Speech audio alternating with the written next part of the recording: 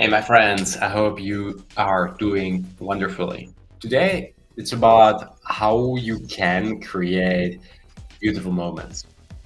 I'm a big advocate of being grateful and enjoying my life to the fullest. That means I schedule social activities, sometimes to go to a festival. That's my favorite way, music, good friends, and listening, social gathering. I think generally that is a great way how you can actually, reduce anxiety, improve life satisfaction while just tanking some good endorphins. And, we are so busy throughout our lives. And especially I like talking about this a lot because I'm, probably the best patient for this. It got a little bit better over the years, but thanks to my partner, I have definitely struggled in this, realm of working a lot, working long hours, and really not taking enough time and using, I would say, work as a crutch and perhaps even an anxiety little way to kind of deal with my insecurities and stuff. But many people that I meet actually deal with overwork quite often. But if you ask yourself, what have you left behind, those maybe 80,000 work hours that we actually crank out in our work life will probably not be equal to the time we spend with our friends. And that's what I want to talk about today. And not just about friends, but generally feel that, too few of us barrel through the week, barrel through the months, and we don't count our blessings. And I try to remind myself every morning, just from the morning, I put my feet on the ground and I, a couple times say thank you, or I think about, just people that I care about when I go to bed and people I love. And I try to really be mindful the last years more and more because I've realized that, during the week, we just so focused on, oh yeah, I don't like this project. Oh yeah, I don't like this colleague.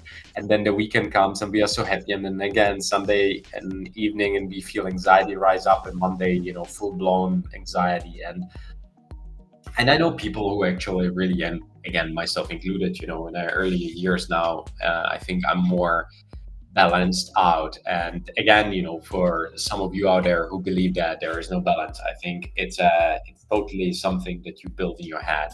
If you think there is no balance, then obviously I can imagine how your life looks like. Maybe you're too overscheduled, or maybe you just have too much time on your free hands and you waste it on things that doesn't add value, and that's why you feel unfulfilled. But I want to give you one tool that helped me as well. I will give you a couple of these things that, again, as I told you, spending time with people, maybe going to a pool, reading some good book, generally, be near water is really medicinal for me. And that's the tool I want to give you guys today is journaling. Since I'm my teenage years, I started practicing journaling and I wrote about, maybe some scripture that back then I was studying or some type of book. And, it helps me now as well to ground myself in the morning, not just about the day in the morning, but also maybe more like what I want to experience, what type of person am I becoming, reflecting on, people I have met or a difficult situation I went through, especially when I had really tough moments. There is science that shows that, journaling can probably improve your mood by maybe 20-30%, which is quite substantial, I would say. So maybe in this way as well, if you think about it, you might turn a little bit from that passive consumer to active driver in your life, and even like be more mindful of the moments you live. And I don't want you to be this, esoteric type of being that just is super blissful, because I think that's what makes us human, right? That we are sometimes experience this polaric emotions and we're managing our logic. And I'm quite, trying to take on my life as a psychologist and a little bit study human behavior and study neuroscience and try to understand, what makes me tick. And the conversations I'm having with people, it's often about, peace and maybe even and just this polarity between work and life balance and striving and trying to be your own hero in your life, whether that means, competing somewhere like my friend now, some of my circle friends, they just compete in this high rocks, which is like this CrossFit type of competition and they want to prepare for it. And at the same time, they try to do their best at work. And I think this is the society we live in now, right? Here, where I live a lot in the West, people try to live life to the fullest, but often that means, and that's still a lot towards living life like a high performance worker, if you will. And what I want people to more realize, you should live your life more like a high performance athlete. That means, high performance worker only the focus is on the work, but high performance athlete focuses more on life holistically. And I tend to find, because I've been on both sides, right? I'm using the term athlete because I come from a sports background, competed myself. So I know that it can be very rewarding when you are very good at work. But then if your body is really tired, you don't sleep well, you are, cranky and you barrel through your days and then you're sick all the time. You don't want that, right? You want, for me, living to the fullest means really not forgetting about the moments like now that I'm, thinking, can I take a sip of water? Take a sip of water. I'm thinking about my friends. I'm thinking about, the favorite song, feel my foot tapping. And, I think human beings just need to be a little bit more awakened and just remember that we are also different, but at the same time, in some things we are very similar. So the challenge for you today, and I want to use these episodes a little bit as a challenge moment for you to realize, okay, what are some of the moments, maybe three beautiful experiences and moments that you created this week or this month? What special experiences have you created, and which beautiful moments, or growth moments, something where you're gonna, improve, where you're gonna progress, you're gonna create the upcoming week?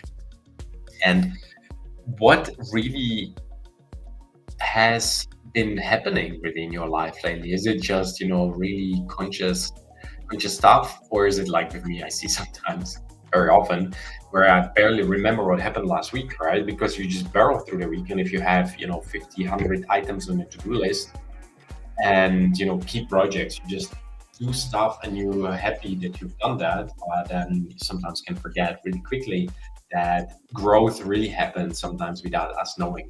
And I really like journaling in that case because it reminds you that it's actually not so unknown. We just can track it over time. And that's why I love to do this practice, writing a future letter to myself or on my iPad, or perhaps even, services like the future me, I think.com.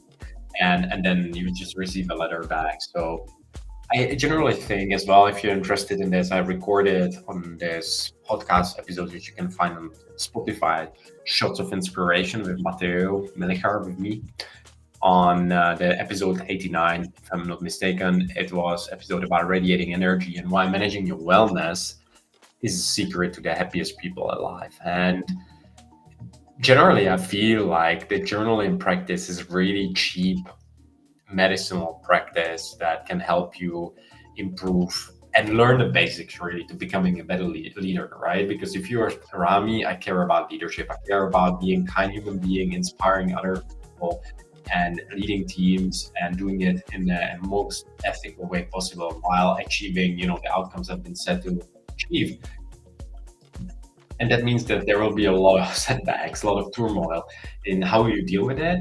It's often through journaling, through hiring a coach, through having masterminds, creating, having programs that remind you to be a good human being. But the challenge with us here, and again, that's why I want you to be a little bit challenged, even if you say, oh, I'm already well, rate yourself.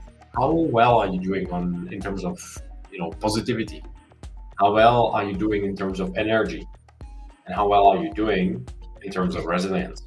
And these three areas can really help you. And in my opinion, and that's also my, say, secret weapon over the years that I have been using to manage my life and be happy in multiple areas. So again, I want to remind you, this is not about perfection. It's about being patient, enjoying the ride, and also counting your blessings. When you do it over a period of time, I can tell you, life will become a little bit more fun, a little bit more joy. So I hope this served you.